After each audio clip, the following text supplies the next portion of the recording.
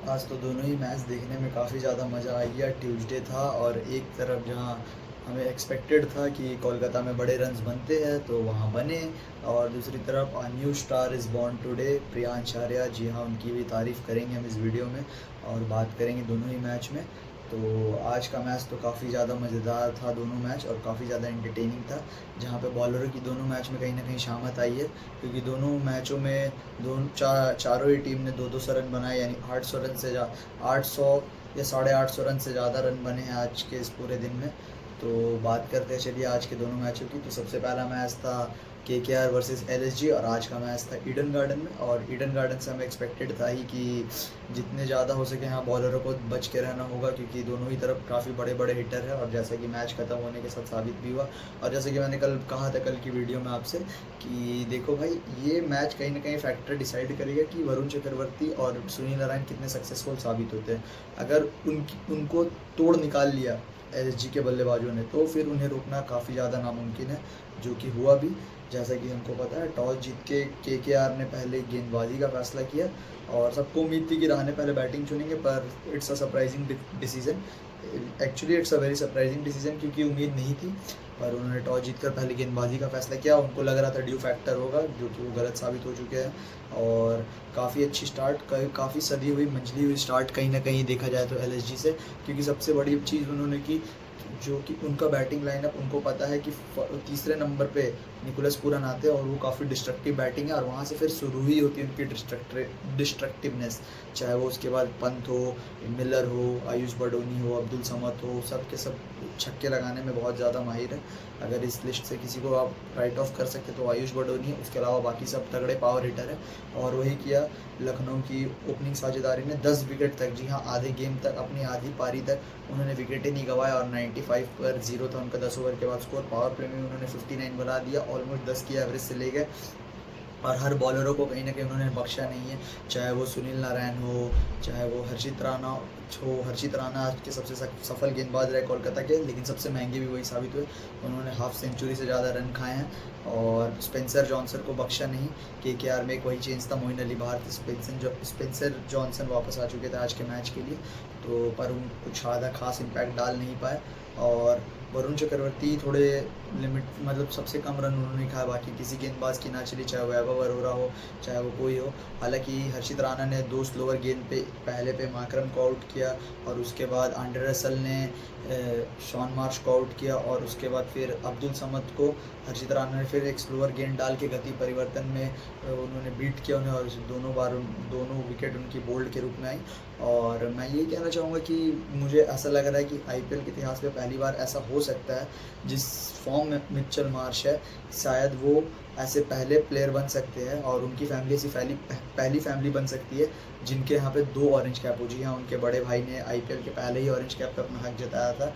Shaun Marsh ने Punjab Kings 11 Punjab उस time हुआ करती थी, उनके लिए खेलते हुए, और अब वो टीम पंजाब किंग्स हो चुकी है। खैर, वो सब पास्ट की बात है।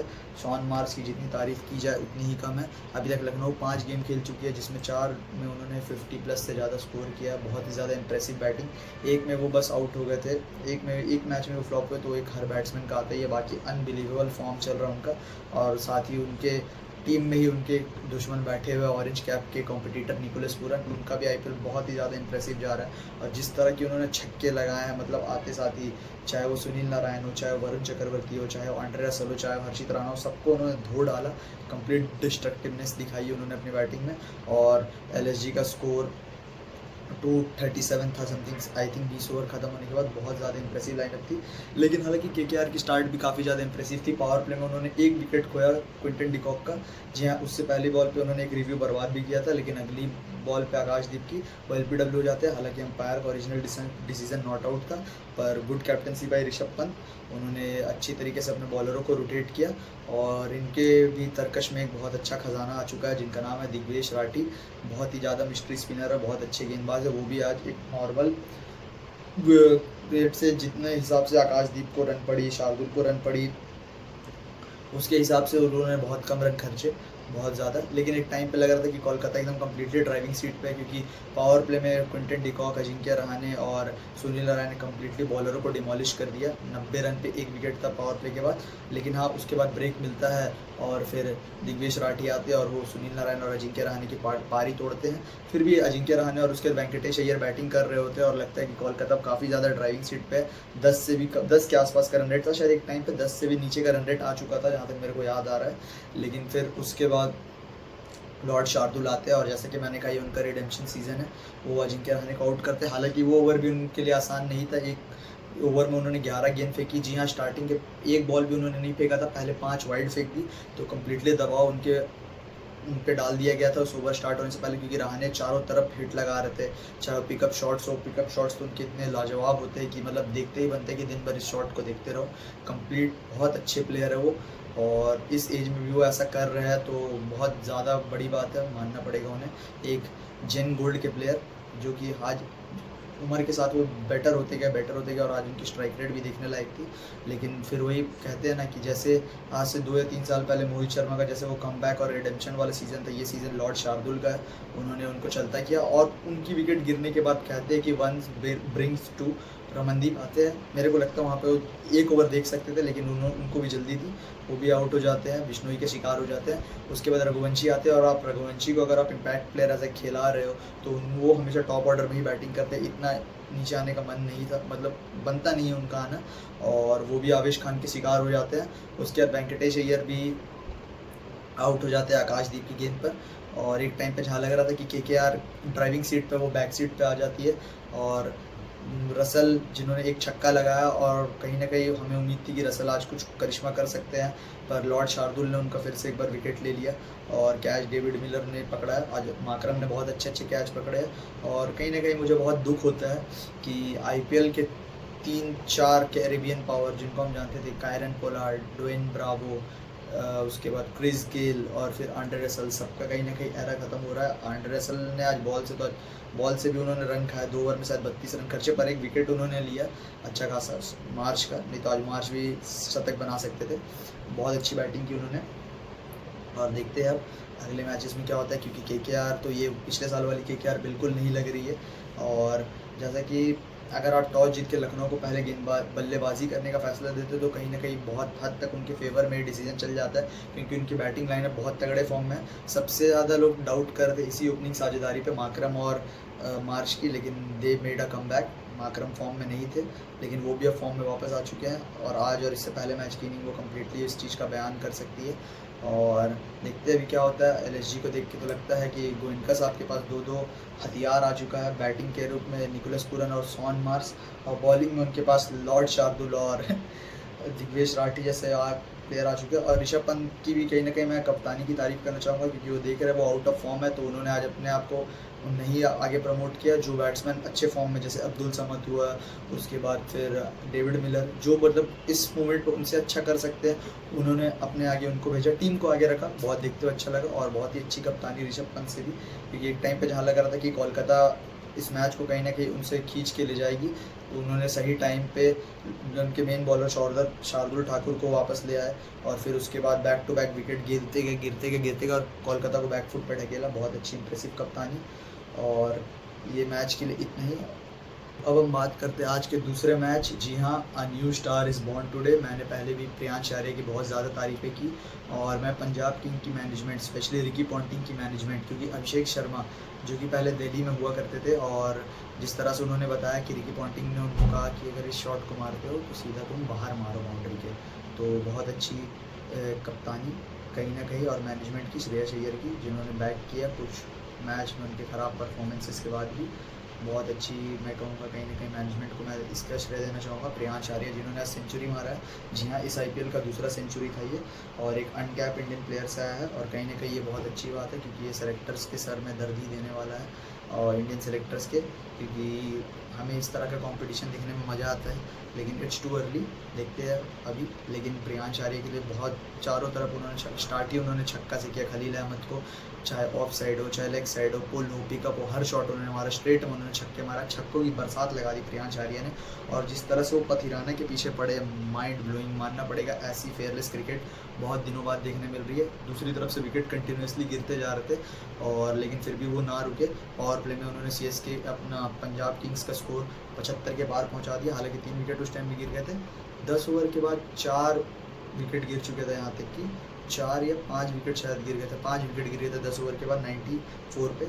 लेकिन देखिए आप स्कोर पंजाब किंग्स का 219 पे 6 विकेट। उसके बाद उन्होंने और शशांक ने क्या बल्लेबाजी की है, मतलब पथिराना को तो जैसे वो खा गए, अश्विन को वो खा गए, मतलब लिटरली कह रहा हूँ। अश्विन ने कमबैक हालांकि किया एक ओवर में, जब उन्होंने एक पहला विकेट शायद आई थिंक मेरे को एग्जैक्टली याद नहीं आ रहा पहला विकेट किसका लिया था, दूसरा मैक्सवेल थे वो, दूसरा विकेट, हाँ पहला शायद उन्होंने मैक्सवेल का विकेट, दूसरा विकेट लिया। और पहला मेरे को याद नहीं आ रहा है उन्होंने किसका विकेट लिया, लेकिन वो कम्प्लीटली वो खा गया आज हर बॉलरों को, चाहे वो अश्विन हो, चाहे वो उनके मेन बॉलर पथिराना हो, नूर तक को उन्होंने छक्के मारे। हालांकि फिर नूर अहमद ने उनका विकेट ले लिया, लेकिन ठीक है कोई बात नहीं, ये इतना तो चलता है। और मैं पहले ही कहता था एक टीम में मार्को यानसन जैसा ऑलराउंडर होना बहुत ज़्यादा ज़रूरी है। मार्को यानसन भी आया, उन्होंने भी कंटिन्यू मारना ही शुरू रखा, रुके नहीं वो भी। और मतलब उनको प्रमोट किया गया था आगे, प्रमोट किया, वो उनकी बैटिंग ही पंजाब की इतनी लंबी है कि मतलब वो उसके मारते ही गए, वो रुके ही नहीं, और मज़ा आ गया काफ़ी ज़्यादा। और मतलब सीएसके के बॉलरों का 10 ओवर का पहले का कहीं ना कहीं ठीक ठाक कंपटीशन चल रहा था कि मतलब वो विकेट लेके कमबैक कर सकते थे। लेकिन 10 ओवर के बाद सीएसके ने इतनी घटिया बॉलिंग की कि मतलब एज अ सीएसके फ़ैन अगर कोई होगा तो वो जान रहे होंगे कि इस सीएसके को हमें देखने की आदत नहीं है। जो टीम जिन्होंने 16 सीज़न में ऑलमोस्ट 14 सीज़न क्वालिफाई किया है, 9 से 10 बार वो आईपीएल फाइनल खेले हैं, और उस टीम की ऐसी हालत देख के मतलब सीएसके का डाउनफॉल एक अनरियल डाउनफॉल है, मेरे को ऐसा लगता है पर्सनली। पर देखते हैं, वो चैंपियन टीम है, वो कमबैक करना जानती है, लेकिन फील्डिंग तो उनकी और ज़्यादा ख़राब। और उनमें और पंजाब में शायद कंपटीशन चल रहा था कि कौन ज़्यादा कैचेस छोड़ते हैं, पंजाब की भी उतनी ख़राब फील्डिंग।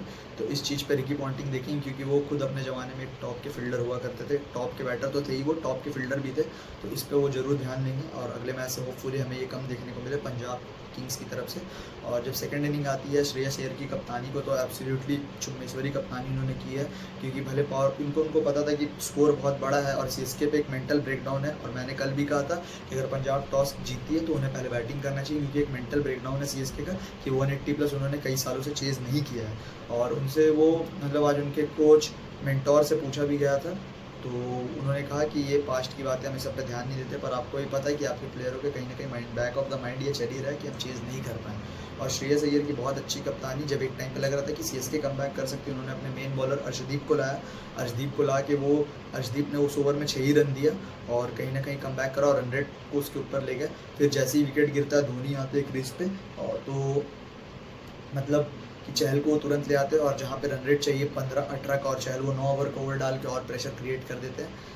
कहीं ना कहीं मुझे लगा डेविड कॉनवे आज बहुत ज़्यादा स्लो खेले, क्योंकि सीएसके के टॉप ऑर्डर से लेकर लोअर ऑर्डर कोई फॉर्म में नहीं है। अगर कोई रन बनाता भी है तो उसकी स्ट्राइक रेट बहुत कम रहती है। अगर यही एटलीस्ट डेविड कॉनवे ने 49 बॉल पे अगर 80 रन बना देते, 85 रन बना देते, तो शायद सीएसके मैच ये जीत सकती थी। लेकिन वो 69 बना, उनकी स्ट्राइक रेट बहुत ज़्यादा कम थी, तो उनको रिटायर हिट करना ही सीएसके की मैनेजमेंट को सही लगा। पर हम कोई होते नहीं इस डिसीजन पे सवाल उठाने वाले। एट दी एंड डे उनकी मैनेजमेंट है, इसी मैनेजमेंट के बल पे उन्होंने इतनी ज़्यादा सक्सेस हासिल की है, तो हम कुछ बोल नहीं सकते। लेकिन हाँ, सीएसके का थोड़ा डाउनफॉल तो आया, hope they will come back. तो आईपीएल में और ज़्यादा कॉम्पिटिटिवनेस होगा, कंपटीशन होगा, मज़ा आएगा आईपीएल देखने में। देखते हैं सीएसके का अगला मूव क्या होता है। तो अब हम बात करते हैं इसी के साथ आज के मैच की। तो आज का मैच है Gujarat Titans versus Rajasthan Royals, और ये होने वाला है नरेंद्र मोदी स्टेडियम गुजरात में। तो आज के मैच से हम ये एक्सपेक्ट कर सकते हैं कि ये मैच है एक ब्लैक सॉइल के पिच में, तो यहाँ पे तेज़ गेंदबाजों को काफ़ी ज़्यादा मदद मिलती है, और उतने ही ये मदद देती है अपने बैट्समैनों को जो यहाँ पर बैटिंग करते हैं। तो हम एक हाई स्कोरिंग गेम एक्सपेक्ट कर सकते हैं, मेरे पर्सनली ओपिनियन में माने तो। और यहाँ पे मैं कह सकता हूँ कि शायद मुझे आज जोफ्रा आर्चर का दिन लग रहा है, कि आज का दिन शायद जोफ्रा आर्चर का हो सकता है। और मेरे को उधर से मोहम्मद सिराज ने 2 गेम में बैक टू बैक बहुत अच्छी परफॉर्मेंस दी है, तो देखते हैं, वो भी अच्छे बहुत फॉर्म में है, तो मज़ा आने वाला है। क्योंकि अब और यशस्वी जायसवाल भी कहीं ना कहीं पिछले गेम में वो फॉर्म में आ चुके हैं। संजू से भी अच्छी स्टार्ट मिली थी लेकिन उसको कन्वर्ट नहीं कर पाए, कोई बात नहीं, होता है, आप कप्तान हो, अब आपको लीड करना पड़ता है और देखते हैं क्या होता है आज के मैच में। तो अगर आपको ये वीडियो पसंद आया तो चैनल को प्लीज़ सब्सक्राइब करें, लाइक करें, वीडियो को शेयर करें ज़्यादा से ज़्यादा। तब तक मैं मिलता हूँ आपसे कल के वीडियो में। Till then peace out.